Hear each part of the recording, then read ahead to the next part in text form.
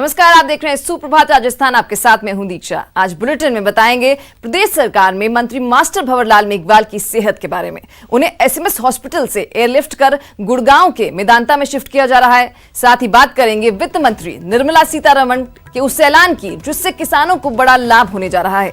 इसी के साथ आपको ये भी बताएंगे कहां और कितना पहुंचा कोरोना का ग्राफ। लेकिन उससे पहले देखिए 5 मिनट 25 खबरें। मंत्री भंवरलाल मेघवाल को आज एसएमएस हॉस्पिटल से एयरलिफ्ट कर उन्हें गुड़गांव के मेदांता में शिफ्ट किया जा रहा है। मंत्री भंवरलाल को ब्रेन में स्ट्रोक पड़ा है। मंत्री मेघवाल का हालचाल जानने के लिए सीएम गहलोत पल पल डॉक्टर से उनके स्वास्थ्य के बारे में जानकारी ले रहे हैं। लॉकडाउन 4 पर केंद्र को राज्यों के सुझाव भेजने का आज आखिरी दिन है। ऑरेंज ग्रीन जोन में आर्थिक गतिविधि शुरू करने के पक्ष में ज्यादातर राज्य। वित्त मंत्री निर्मला सीतारमण ने प्रेस कॉन्फ्रेंस कर 20 लाख करोड़ रुपए के आर्थिक पैकेज की दूसरी किश्त के बारे में गुरुवार को जानकारी दी। किसानों को राहत देते हुए वित्त मंत्री ने कहा कि किसानों को 4 लाख करोड़ रुपए का लोन दिया जाएगा।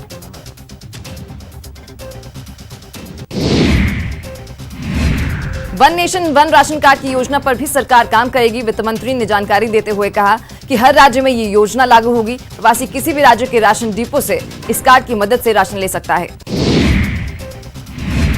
वित्त मंत्री ने कहा कि इंटरेस्ट सबवेशन स्कीम को बढ़ाकर 31 मई तक किया गया है। 25 लाख नए किसान क्रेडिट कार्ड जारी किए गए।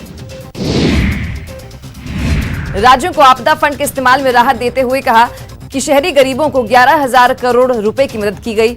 शहरी गरीबों के लिए भोजन और आवास मुहैया करवाया जा रहा है। शहरी इलाकों में रहने वाले बेघर लोगों को शेल्टर होम में केंद्र सरकार के पैसे से 3 टाइम का खाना दिया जा रहा है। प्रवासी किसान और स्ट्रीट वेंडर्स को लेकर सरकार की ओर से जारी राहत पैकेज के बाद गृहमंत्री अमित शाह ने ट्वीट कर लिखा कि मोदी सरकार द्वारा पेश के गरीबों, किसानों, मजदूरों और मध्यम वर्ग के जीवन को सुगम बनाने के लिए जो राहत दी है उसके लिए मैं पीएम मोदी और वित्त मंत्री निर्मला सीतारमण का आभार व्यक्त करता हूं।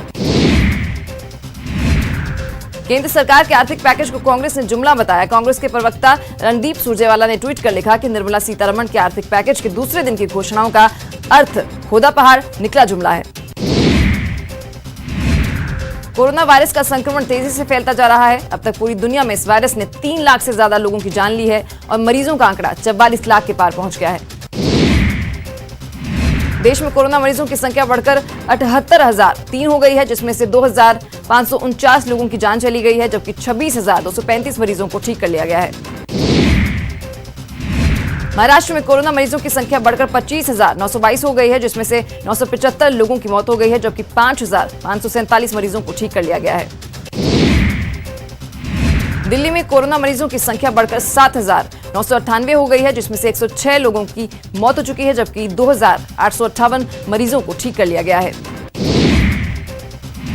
गुजरात में कोरोना मरीजों की संख्या बढ़कर 9,268 हो गई है, जिसमें से 566 लोगों की मौत हो गई है, जबकि 3,562 मरीजों को ठीक कर लिया गया है। राजस्थान में कोरोना मरीजों की संख्या 4500 के पार हो गई है, जिसमें से 125 लोगों की मौत हो गई है। वहीं पिछले 24 घंटे में 206 नए केस सामने आए हैं। वीडियो बनाने वालों से सीएम गहलोत ने अपील करते हुए कहा है कि प्रवासियों की घर वापसी की लोकेशन शेयर करें। जरूरतमंदों की मदद सरकार की पहली प्राथमिकता है। देश में करीब 2 महीनों बाद रियायत मिलनी शुरू हो गई है। यहां बाजार, रेस्टोरेंट्स और इलेक्ट्रॉनिक्स की दुकानें खोल दी गई हैं। वहीं ज्यादातर इलाकों में सन्नाटा पसरा है। चिकित्सा विभाग में कई भर्तियों को मंजूरी मिल गई है। चिकित्सा मंत्री रघु शर्मा ने कहा कि कोरोना से जंग में मैन पावर की कमी नहीं होगी। ब्रिटेन के हाई कोर्ट ने माल्या की भारत के प्रत्यर्पण के खिलाफ सुप्रीम कोर्ट में अपील करने की इजाजत वाली याचिका को खारिज कर दिया है। सूत्रों के मुताबिक इस याचिका के खारिज हो जाने के बाद माल्या के पास कोई रास्ता नहीं बचा है और उसे 28 दिनों में भारत को सौंपा जा सकता है। रेलवे ने सभी यात्रियों के लिए एक जरूरी सूचना दी है। रेलवे ने जानकारी देते हुए बताया कि उसने 30 जून और उससे पहले की यात्रा के लिए पहले से बुक किए गए सभी टिकट्स रद्द कर दिए हैं।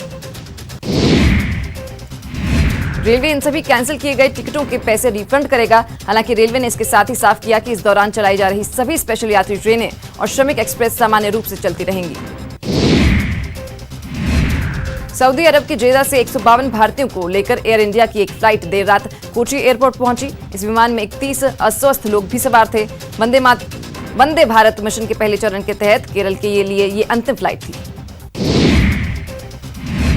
एमएचए का सभी राज्यों को पत्र लिखकर कहा है कि कंफर्म टिकट होने पर रेलवे स्टेशन आने जाने की अनुमति लोगों को दी जाए, साथ ही सोशल डिस्टेंसिंग बरकरार रखी जाए। मध्य प्रदेश के सीधी जिले में एक ट्रक में अचानक आग लग गई, जिसमें ड्राइवर और क्लीनर बुरी तरह से झुलस गए। वहीं ट्रक पूरी तरह से जलकर खाक हो गया। नौगढ़ जिले के गाजू गांव में बड़ी संख्या में मोर और तीतर मृत मिलने का मामला सामने आया है। मामले की जानकारी मिलते ही मौके पर पहुंची वन विभाग की टीम पूरे मामले की जांच करने में जुट गई है।